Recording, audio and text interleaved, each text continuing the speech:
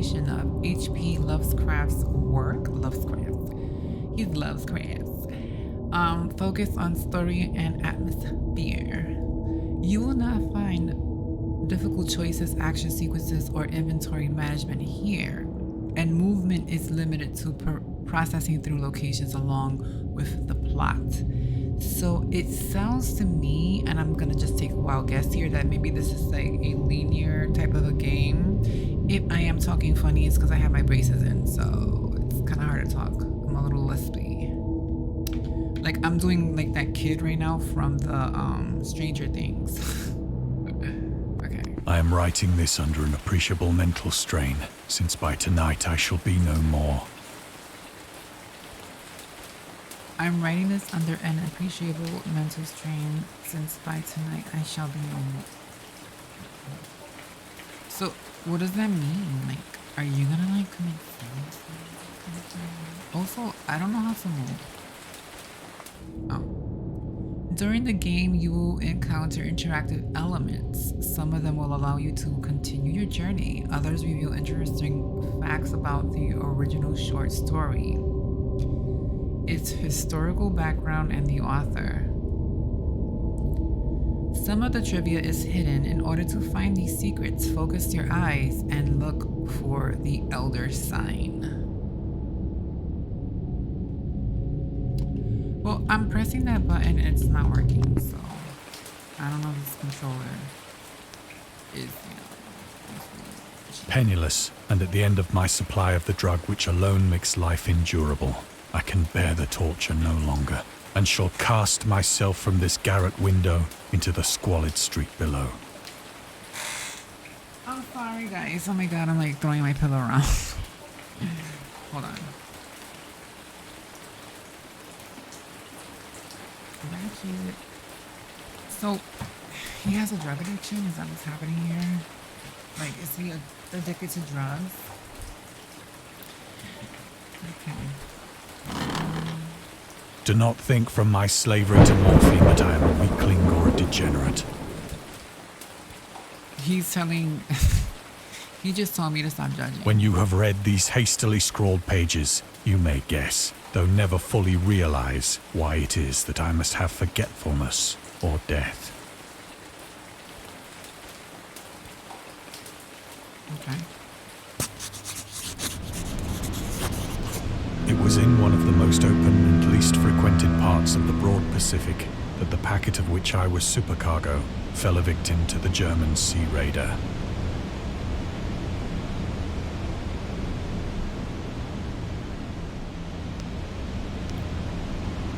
So I guess you could just, it's very atmospheric, so they just give you all this to look at. But it's just like a storyboard kind of game.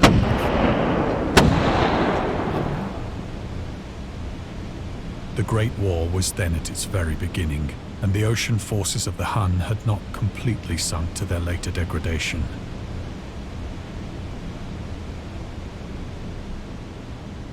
The Great Wall. So that our vessel was made a legitimate prize, whilst we of her crew were treated with all the fairness and consideration due us as naval prisoners.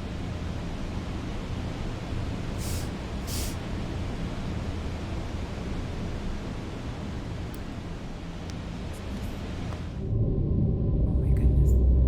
The Huns were Central Asian nomads who established a dominion in Europe and invaded the Roman Empire in the 5th century AD. They were known as brutal, deadly warriors and masters of quick raids who also developed powerful composite belts, lassos, and early siege weapons. During World War I, the British used the word Hun as a synonym for Germans. Oh my god, so like every time we call somebody Hun, we're calling them German. Like, I'm sorry, Hun. I'm sorry, German. In order to emphasize their brutality. However, the term originated when the German Emperor Wilhelm II gave a speech to his troops on 27th of July 1900 before they embarked to China. You should encounter the enemy, he will be defeated. No quarter will be given. Prisoners will not be taken. Whoever falls into your hands is forfeited. Just as thousands years ago, the Huns under their king Attila made a name for themselves. One day, even today, makes them seem mighty in history and legend.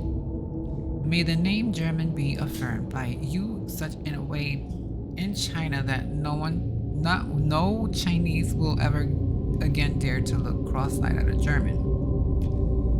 The refusal to take prisoners was a clear breach of the laws and customs of war adopted through the first Hague Convention of 1899.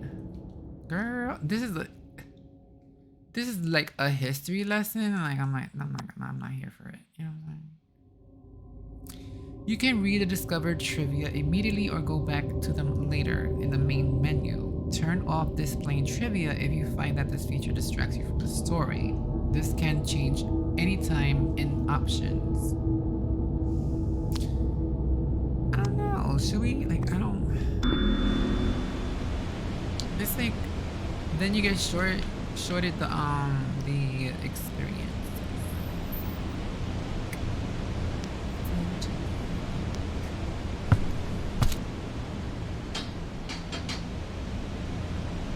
So liberal, indeed, was the discipline of our captors that 5 days after we were taken, I managed to escape alone in a small boat with water and provisions for a good length of time.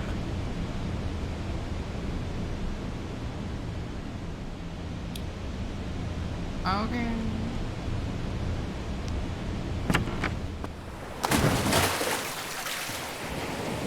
When I finally found myself adrift and free, I had but little idea of my surroundings.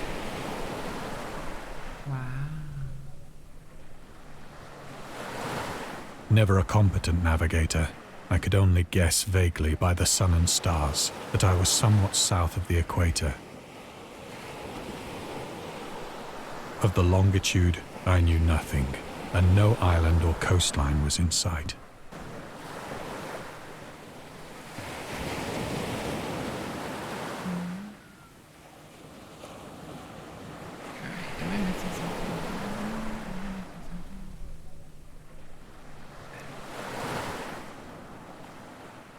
I can zoom in.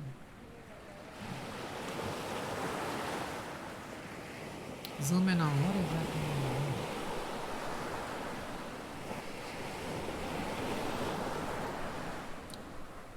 So I'm not sure what I'm supposed to do at this point. Like there's nothing to click on and I don't know if you guys can see that, but I can't click on anything. I can't click on. Ain't nothing to click on. Ain't nothing to click on. So wait, am I missing some like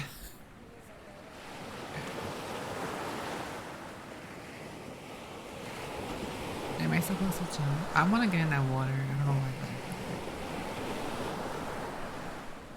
Am I supposed to do like a full scope?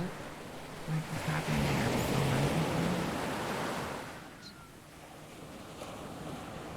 Okay.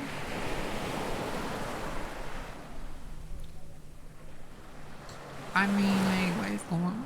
What is going on? Okay, well, yeah, this is something. I mean, it's a free game. So, I mean, like, am I gonna, like, really go in and, like, really dog this game?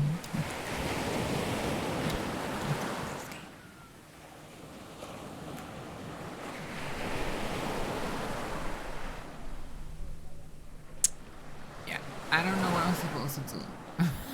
What am I doing? Help me, somebody. Oh, damn, I couldn't have. The weather kept fair, and for uncounted days I drifted aimlessly beneath the scorching sun, waiting either for some passing ship or to be cast on the shores of some habitable land. Okay. We're gonna hunt for something. But neither ship nor land appeared, and I began to despair in my solitude upon the heaving vastness of unbroken blue. The change happened whilst I slept. Its details I shall never know. For my slumber, though troubled and dream-infested, was continuous.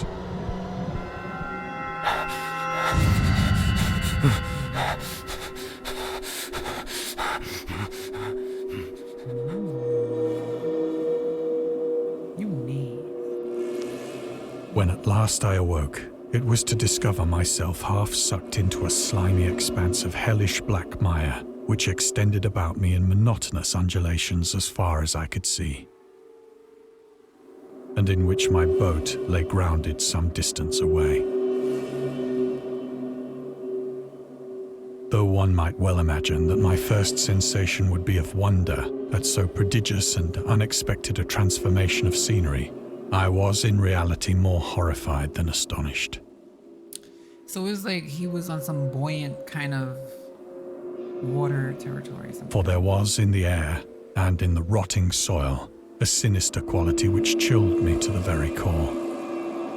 The region was putrid with the carcasses of decaying fish and of other less describable things which I saw protruding from the nasty mud of the unending plain. Oh my God. Can you imagine, like, can you imagine alone at sea and having gone through this? Perhaps I should not hope to convey in mere words the unutterable hideousness that can dwell in absolute silence and barren immensity. There was nothing within hearing and nothing in sight save a vast reach of black slime. Yet the very completeness of the stillness and the homogeneity of the landscape oppressed me with a nauseating fear.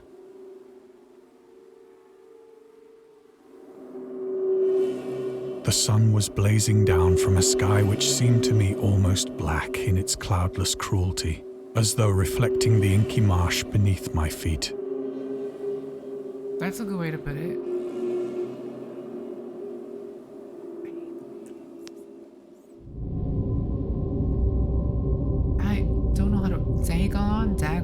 Dagon seems to be inspired by Fish Head, a short novel by Irvin. I don't know how to read, guys. Okay, just get over it. Cobb, about unnatural affinities between a hybrid idiot and the strange fish of an isolated lake. Supernatural horror in literature. H.P. Lovecraft. Ooh, I wanted to. And Lovecraft's dream about a strange island emerging from the ocean and him crawling in the ooze that covered its surface. I dreamed that whole hideous crawl and can yet feel the ooze sucking me down in defense of Dagon. I don't know why I'm reading it like that. It's so weird.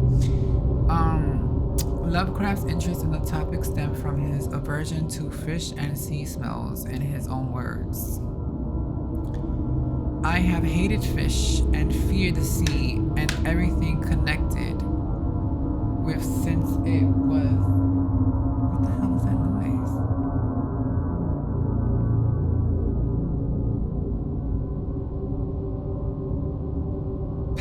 I just heard it clapping. That's really fucking weird. Okay. I have hated fish and feared the sea and everything connected with it since I was 2 years old. But I cannot recall what earlier experience gave me such a profound and lasting aversion to the sea and seafood. The Dweller in Darkness. Lovecraft, 1927. Donald. Wandre. Okay. This thing I seen it one time. I swear I seen it like the first time I ever seen it. I freaked out. I was like, what is that? That's so weird. As I crawled into the stranded boat, I realized that only one theory could explain my position.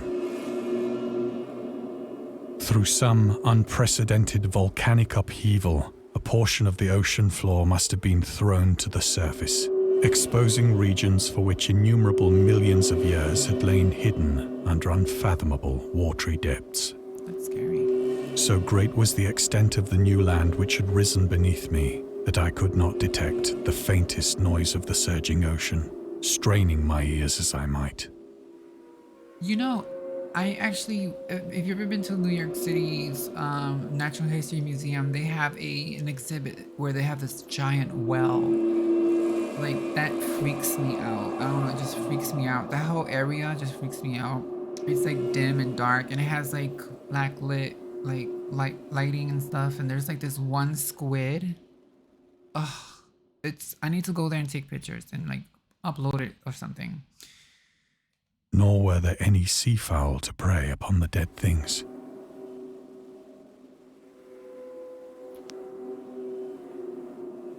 For several hours I sat thinking or brooding in the boat, which lay upon its side and afforded a slight shade as the sun moved across the heavens. It's like a dystopic way of seeing the sun, because it hits this, you know, and it really makes the sun, as he said, like a black sun. It's just really spooky. I can imagine like going through this. As the day progressed, the ground lost some of its stickiness and seemed likely to dry sufficiently for traveling purposes in a short time. That night I slept but little, and the next day I made for myself a pack containing food and water, preparatory to an overland journey in search of the vanished sea and possible rescue. Oh my God. On the third morning, I found the soil dry enough to walk upon with ease. Oh, I wish I could walk. This game doesn't let you walk. It's like a point and click situation, you know what I'm saying? The odor of the fish was maddening, but I was too much concerned with graver things to mind so slight an evil, and set out boldly for an unknown goal.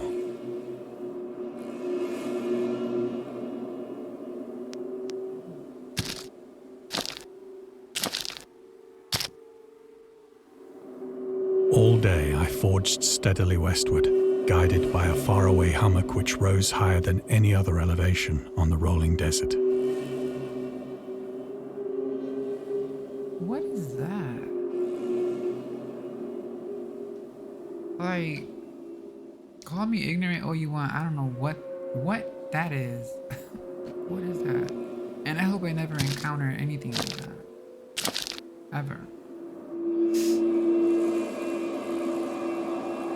It's like, oh my God. I can almost smell this. To be honest, I mean, I would be so sick.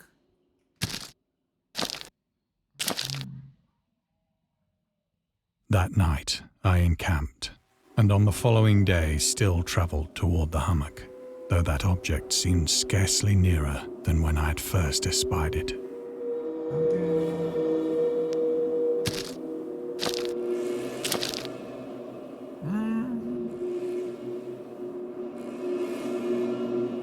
By the fourth evening, I attained the base of the mound, which turned out to be much higher than it had appeared from a distance. The base of the mound. An intervening valley setting it out in sharper relief from the general surface.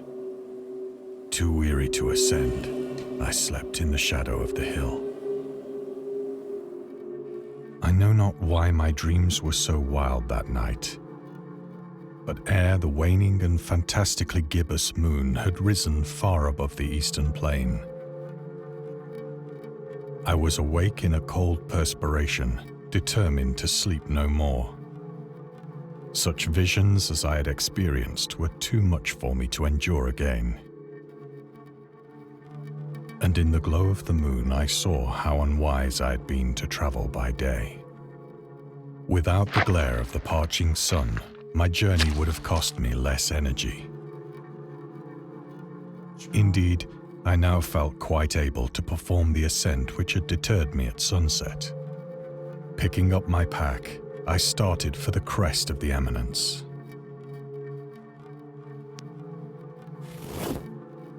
I have said that the unbroken monotony of the rolling plain was a source of vague horror to me.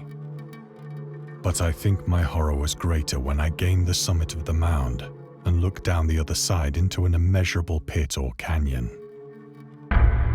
whose black recesses the moon had not yet soared high enough to illumine. That's beautiful. That moon is like that sky. They did a really good job with this. I felt myself on the edge of the world, peering over the rim into a fathomless chaos of eternal night. Yeah, that's scary. Through my terror ran curious reminiscences of Paradise Lost and of Satan's hideous climb through the unfashioned realms of darkness. As the moon climbed higher in the sky, I began to see that the slopes of the valley were not quite so perpendicular as I had imagined. Ledges and outcroppings of rock afforded fairly easy footholds for a descent, whilst after a drop of only a few hundred feet, the declivity became very gradual.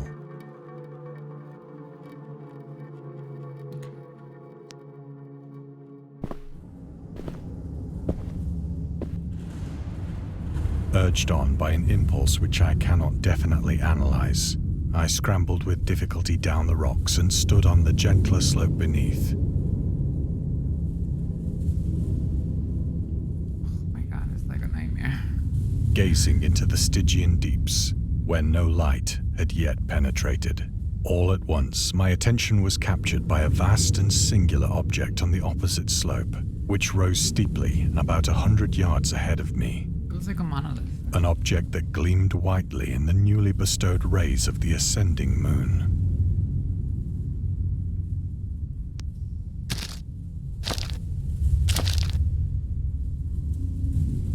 That it was merely a gigantic piece of stone, I soon assured myself. But I was conscious of a distinct impression that its contour and position were not altogether the work of nature. A closer scrutiny filled me with sensations I cannot express. For despite its enormous magnitude and its position in an abyss which had yawned at the bottom of the sea since the world was young, I perceived beyond a doubt that the strange object was a well-shaped monolith, whose massive bulk had known the workmanship and perhaps the worship of living and thinking creatures. Sentient beings or such. Dazed and frightened, yet not without a certain thrill of the scientist's or archaeologist's delight, I examined my surroundings more closely. Looking around. Oh, we are literally gonna look around.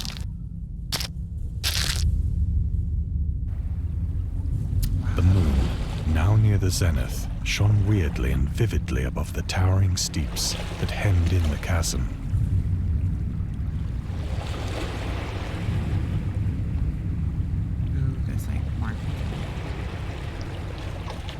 This is really, it is true, this is very atmospheric, and I will say this is a nice looking thing. And revealed the fact that a far-flung body of water flowed at the bottom, winding out of sight in both directions and almost lapping my feet as I stood on the slope. Across the chasm, the wavelets washed the base of the cyclopean monolith, on whose surface I could now trace both inscriptions and crude sculptures.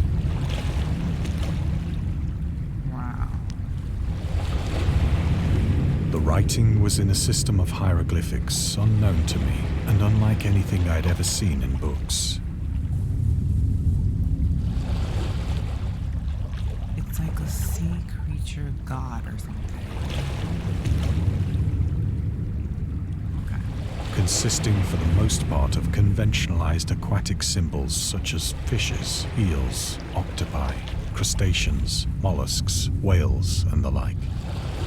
Several characters obviously represented marine things which are unknown to the modern world, but whose decomposing forms I had observed on the ocean-risen plain. It was the pictorial carving, however, that did most to hold me spellbound. Let's read this. Let's see.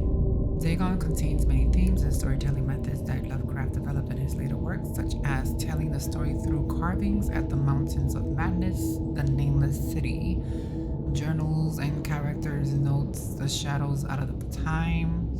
The hunter of the dark. Islands emerging from the ocean. The call of Cthulhu, or fictional beings and deities based on real events and mythologies. Migo in the Whispers in Darkness. It's also considered the origin of the popular Cthulhu mythos. Some of Lovecraft's other stories also include, in a manner similar to Dagon, but let's skip the details in order not to spoil the ending. Plainly visible across the intervening water, on account of their enormous size, were an array of bas-reliefs whose subjects would have excited the envy of a doré. I think that these things were supposed to depict men, at least a certain sort of men. Though the creatures were shown disporting like fishes in the waters of some marine grotto, or paying homage at some monolithic shrine which appeared to be under the waves as well. Of their faces and forms I dare not speak in detail, for the mere remembrance makes me grow faint. Grotesque beyond the imagination of a Poe or a Bulwer. They were damnably human in general outline, despite webbed hands and feet, shockingly wide and flabby lips, glassy, bulging eyes, and other features less pleasant to recall. Curiously enough, they seem to have been chiseled badly out of proportion with their scenic background. For one of the creatures was shown in the act of killing a whale, represented as but little larger than himself. I remarked, as I say, their grotesqueness and strange size, but in a moment decided that they were merely the imaginary gods of some primitive fishing or seafaring tribe. Some tribe whose last descendant had perished eras before the first ancestor of the Piltdown or Neanderthal man was born. So what's interesting is I was just watching a podcast last night about Hollow Earth theory. There's two people so far that I know of have claimed. One of them died in a weird helicopter explosion in midair. This guy died one day after releasing something on TV which was about Hollow Earth. He found an ocean under the ocean, so to speak, or rather he found a firmament, like the firmament. He accidentally found the firmament, and it was on accident, and it was described as like a ring when he got closer to it, and there was like, for some reason there was just too much buoyancy like in the water, where there was like a weird like sort of barrier between the water that was the ocean we know and the atmosphere be under it. There was like a lake under the ocean. It sounds weird, right? But if you look it up, you'll find it. There's somebody else also trying to raise money to do more research on the whole Hollow Earth theory. Awestruck at this unexpected glimpse into a past beyond the conception of the most daring anthropologist, I stood musing whilst the moon cast queer reflections on the silent channel before me. Then, suddenly, I saw it. With only a slight churning to mark its rise to the surface, the thing slid into view above the dark waters. Vast, polyphemus-like, loathsome, it darted like a stupendous monster of nightmares to the monolith, about which it flung its gigantic scaly arms, the while it bowed its hideous head and gave vent to certain measured sounds.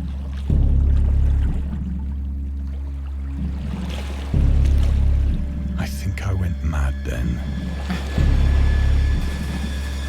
Of my frantic ascent of the sloping cliff and of my delirious journey back to the stranded boat, I remember little.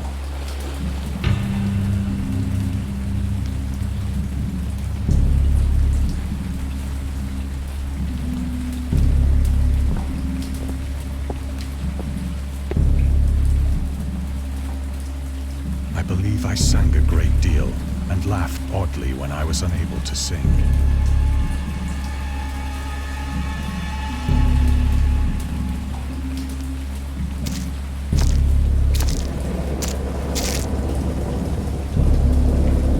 I have indistinct recollections of a great storm sometime after I reached the boat.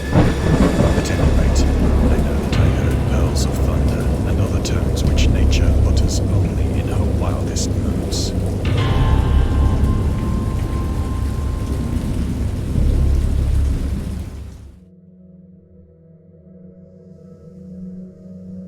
When I came out of the shadows, I was in a San Francisco hospital.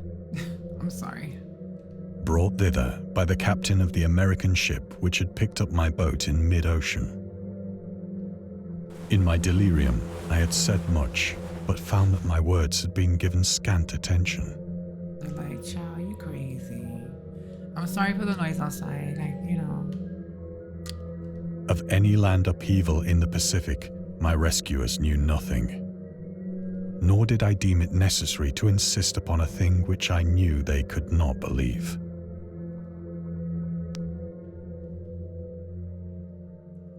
Okay.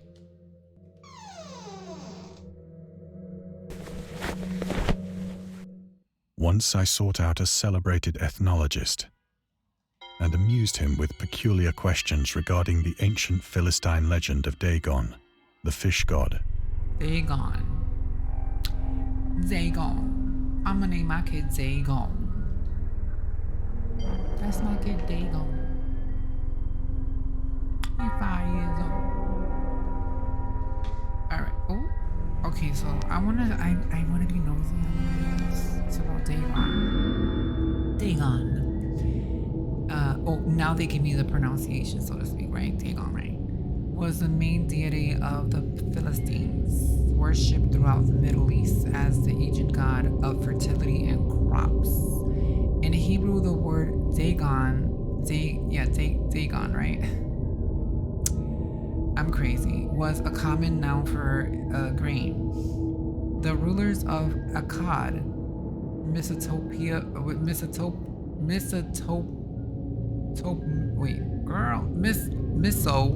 say Miso, chose him as the patron saint of their war conquest. He also appeared as a judge of the dead in the Assyrian poem and underworld prison warder in one of the Babylon texts. He often mistakenly taken for a fish god due to the wrong interpretation of his name. In Hebrew, the word dag means fish.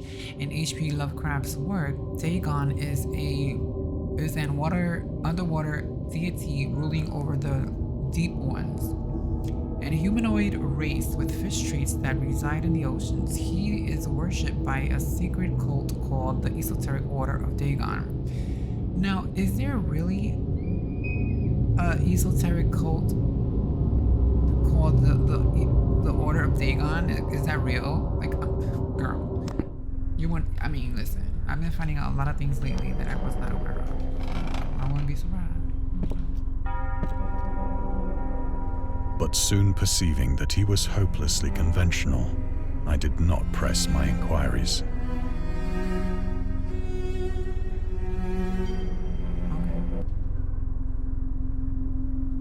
I did not press my inquiry.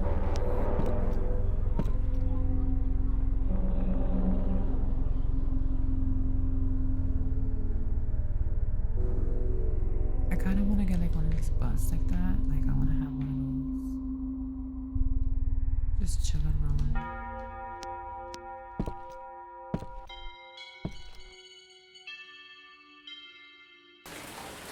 It is at night, especially when the moon is gibbous and waning, that I see the thing.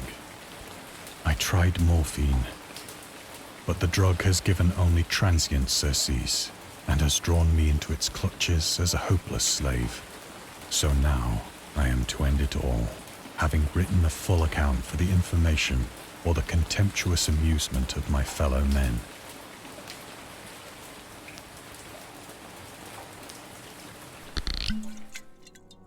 Often, I ask myself if it could not all have been a pure phantasm, a mere freak of fever, as I lay sun-stricken and raving in the open boat after my escape from the German man-of-war. This I ask myself, but ever does there come before me a hideously vivid vision in reply. I cannot think of the deep sea without shuddering at the nameless things that may at this very moment be crawling and floundering on its slimy bed, worshipping their ancient stone idols and carving their own detestable likenesses on submarine obelisks of water-soaked granite. I dream of a day when they may rise above the billows to drag down into their reeking talons the remnants of puny, war-exhausted mankind.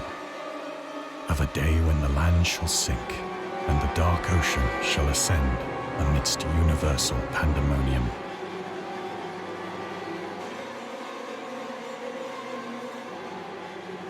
Okay, why is New York part of the situation? Why I gotta be New York?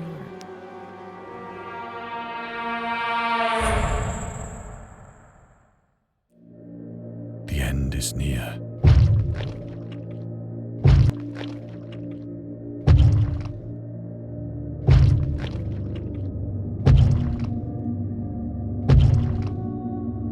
I hear a noise at the door, as of some immense slippery body lumbering against it.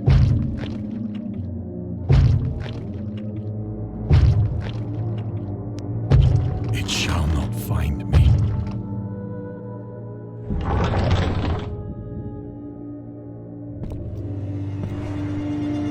God, that hand!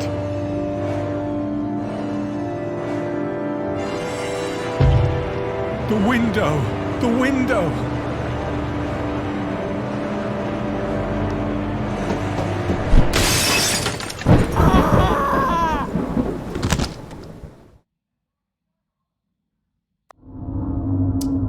Thank you for playing. We hope you enjoyed immersing yourself in our little pool of cosmic horror. We would appreciate it if you took a moment to rate Dagon and check out our other games and DLC. Okay. Alright. I like the game. It's cute.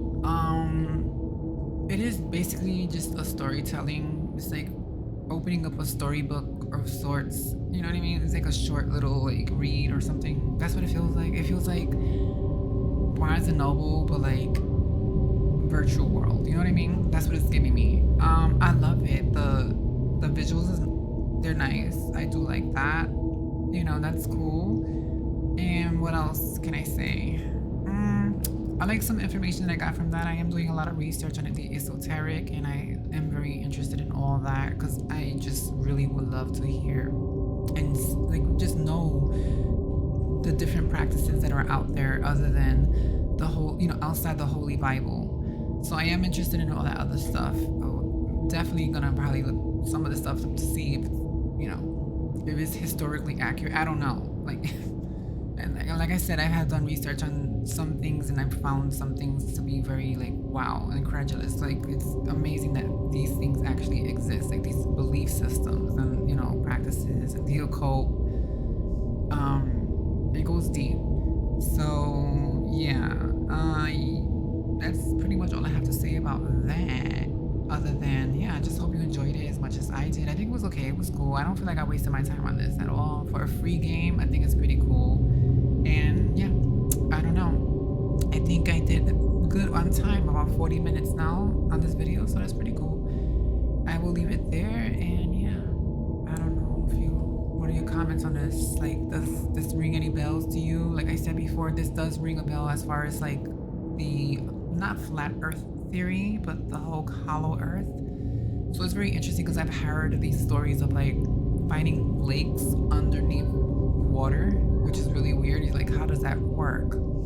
So apparently this one guy has a theory where he says there is like 1,000 miles of like the crust, and there's like just atmosphere, or like there's just like, there's nothing in between the crust and the core or something like that. So there's like, there's this, you know, theory that we're hollow. I don't know.